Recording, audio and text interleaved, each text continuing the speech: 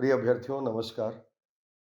आज 26 नवंबर है और आज का दिन हम संविधान दिवस के रूप में मनाते हैं, क्योंकि आज ही के तारीख 26 नवंबर 1949 को हमारा संविधान बनकर के पूर्ण रूप से तैयार हुआ और संविधान सभा ने इसे अपना लिया था।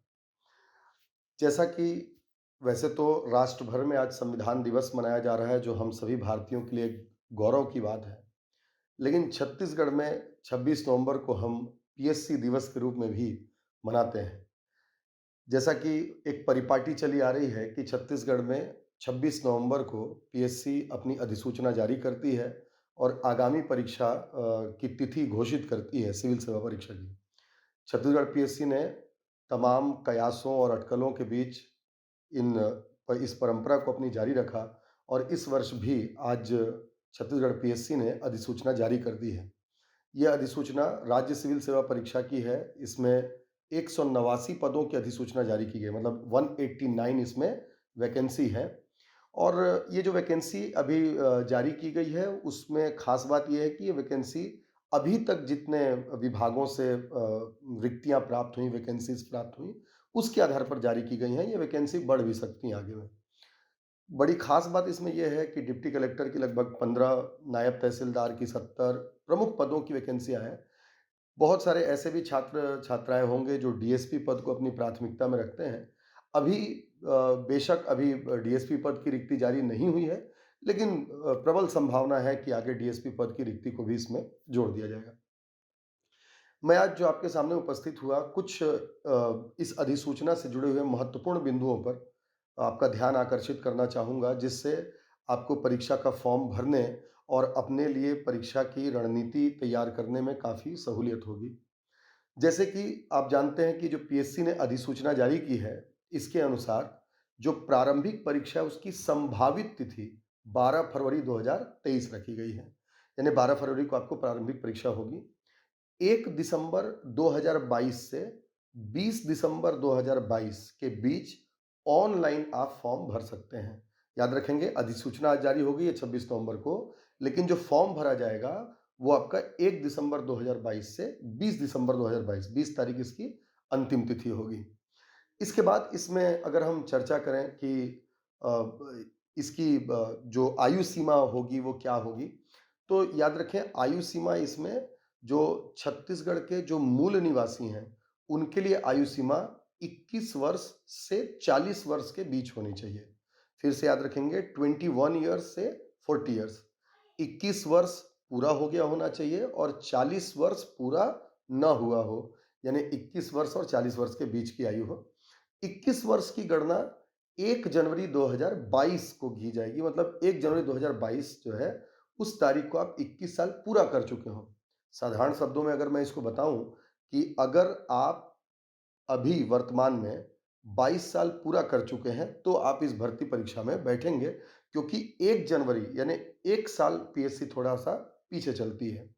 तो आपकी 22 साल पूरी हो गई है और 40 साल पूरी नहीं हुई है, तो आप इसमें बैठ सकते हैं। इसके बाद अगर इसमें आयु सीमा में छूट की बात की जाए, तो आयु सीमा में जो अधिकतम छूट है वो आपका 5 वर्षों का है ना? एससी, एसटी, ओबीसी को 5 वर्षों की छूट दी गई है, यानी वे अधिकतम 45 वर्ष की आयु सीमा तक फॉर्म को भर सकते हैं। इसके अलावा जो डीएसपी पद के लिए, हालाँकि डीएसपी का रिक्तियाँ अभी जारी नहीं की गई हैं, लेकिन भविष्य में हो सकता है जारी हो, तो उसके लिए आयु सीमा 21 वर्ष से 28 वर्ष है, 21 से 28, है ना? अगर इसमें हम छूट को मिलाएँगे तो 5 वर्ष का छूट मिलता है, जो आपका एससी, एसटी, ओबीसी होंगे, यानी वो 33 वर्ष की आयु तक के जो अभ्यर्थी होंगे, वो इसको भर सकते हैं। एक खास बात, इसमें जो एजुकेशनल क्वालिफिकेशन है, शैक्षणिक योग्यता इसमें ग्रेजुएशन मांगा गया है ना? आपको ग्रेजुएट होना बहुत ज़रूरी है। जब आप फॉर्म भर रहे हैं, उस समय आपको ग्रेजुएट होना ज़रूरी है। लेकिन ऐसा हो सकता है कि आप ग्रेजुएट नहीं हैं या आपने ग्रेजुएशन की परीक्षा दी है, तो आप याद रखें, अगर आप परस्यूइंग ग्रेजुएशन है, अभी आपका ग्रेजुएशन नहीं भी हुआ है और आप ग्रेजुएशन कर रहे हैं, तो भी आप प्रारंभिक परीक्षा का फॉर्म भर सकते हैं। लेकिन जब आप मुख्य परीक्षा के लिए अगर चयनित हो जाते हैं, तो उस समय आपके पास वो प्रमाण पत्र, वो सर्टिफिकेट ग्रेजुएशन का होना चाहिए, तभी आप फॉर्म भर सकते हैं। अन्यथा आप फॉर्म नहीं भर सकते। ये शैक्षणिक योग्यता से संबंधित है। याद रखें कि शैक्षणिक योग्यता में कई लोगों को लगता है कि इसमें कोई परसेंटेज क्राइटेरिया तो नहीं है। तो याद रखें पीएससी के फॉर्म को भरने के लिए आपको स्नातक होना, ग्रेजुएट होना ज़रूरी है। कितने परसेंट से आप ग्रेजुएट हैं ये मायने नहीं रखता। तो कुल मिलाकर के ये आपकी आयु सीमा है और शैक्षणिक योग्यता है। इस आधार पर आप फॉर्म भरना 1 दिसंबर से शुरू कर सकते हैं। प्रिय अभ्यर्थियों, जैसा कि मैं हमेशा अपने छात्रों से जब भी बात करता हूँ और जब बीच में ये मतलब काफ़ी ज़्यादा बातें चल रही थी कि आरक्षण के मुद्दे को लेकर के पीएससी अपनी वैकेंसी जारी करेगी कि नहीं करेगी। मैं हमेशा ये कहते आया कि आप अपनी तैयारी जारी रखें, आयोग का काम परीक्षा लेना है और आरक्षण के ऊपर विचार करना सरकार का काम है। वो अपने काम को बखूबी करते रहेंगे। हम एक छात्र के तौर पर, एक अभ्यर्थी के तौर पर हमको अपनी तैयारी को आयाम देना चाहिए। वर्तमान में आरक्षण के विषय पर बहुत सारी संभावनाएँ हैं, लेकिन इन पर विचार करने की बजाय हमें 12 फरवरी की तारीख को ध्यान देना चाहिए और 12 फरवरी की तारीख को ध्यान में रख कर के हमको तैयारी करना चाहिए। ठीक? हमें ये मान कर के चलना है कि 12 फरवरी को परीक्षा होने वाली है, ठीक? और 12 फरवरी को क्योंकि आयोग ने तारीख भी दी है, तो इस तारीख को ही यथावत मान कर के हम परीक्षा की तैयारी में पूर्ण रूप से भिड़ जाएँ। हम अपने प्रयास पर ज़्यादा जोर दें, ना कि बाकी के कयासों पर ज़्यादा जोर दें। तो आप सबको ढेर सारी शुभकामनाएँ पीएससी की प्रतियोगी परीक्षा, प्रारंभिक परीक्षा की तैयारी करने की।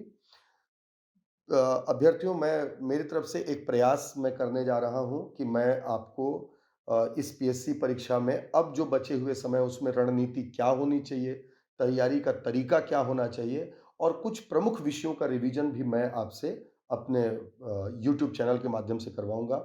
रणनीति की अगली वीडियो मैं जल्द ही आप लोगों के लिए अपलोड करूँगा।